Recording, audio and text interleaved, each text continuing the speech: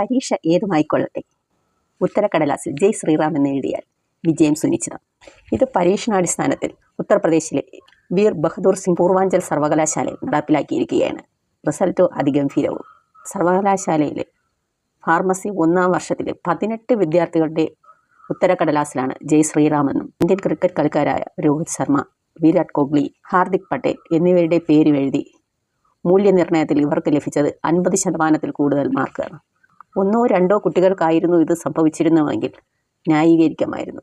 ഇത് 18 കുട്ടികൾക്കാണ് ഇത്തരത്തിൽ മൂല്യനിർണ്ണയം നടത്തിയ അധ്യാപകർ മാർക്ക് നൽകിയിരിക്കുന്നത്.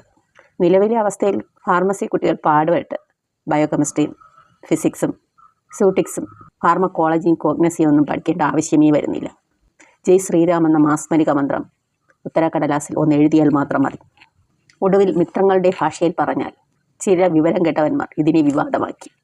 PBSP യൂണിവേഴ്സിറ്റിയിലെ മുൻ വിദ്യാർത്ഥി നേതാവായ ദിവ്യൻഷു സിംഗ് RTI പ്രകാരം ഉത്തരക്കടലാസ് പുനഃപരിശോധിക്കണമെന്നാവശ്യപ്പെട്ടു. ഇതിനായി വിദ്യാർത്ഥികൾ റോൾ നമ്പർ സഹിതമുള്ള വിവരങ്ങൾ വിദ്യാർത്ഥി നേതാവായ ദിവ്യൻഷു സിംഗിന് കൈമാറിയിരുന്നു.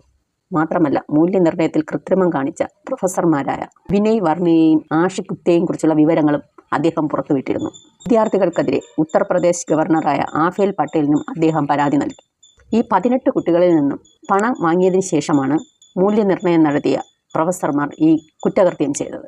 പരിശോധനയിൽ ആരോപണം ശരിയാണെന്ന് മനസ്സിലാവുകയും ആരോപിതരായ പ്രൊഫസർമാർക്കെതിരെ നിയമ നടപടി സ്വീകരിക്കുകയും ചെയ്തു. നിലവിൽ അവരെ സസ്പെൻഡ് ചെയ്തതായും പിരിച്ചുവിടാനുള്ള നടപടികൾ നടക്കുന്നതായും വൈസ് ചാൻസലർ വന്ദന സിംഗ് സ്ഥിരീകരിച്ചിട്ടുണ്ട്. ഇതാണ് നിലവിലെ ഇന്ത്യയുടെ അവസ്ഥ. ഇന്ത്യയുടെ വിദ്യാഭ്യാസ മേഖലയെ തന്നെ തകിടം മറിക്കുന്ന രീതി. എന്തിനും ഏതിനും ജയ് ശ്രീറാം കൂടിയേ തീരൂ എന്ന അവസ്ഥ. ഇതിനെതിരെ പ്രതികരിക്കാനുള്ളത് ഓരോ ഇന്ത്യക്കാരുമാണ്.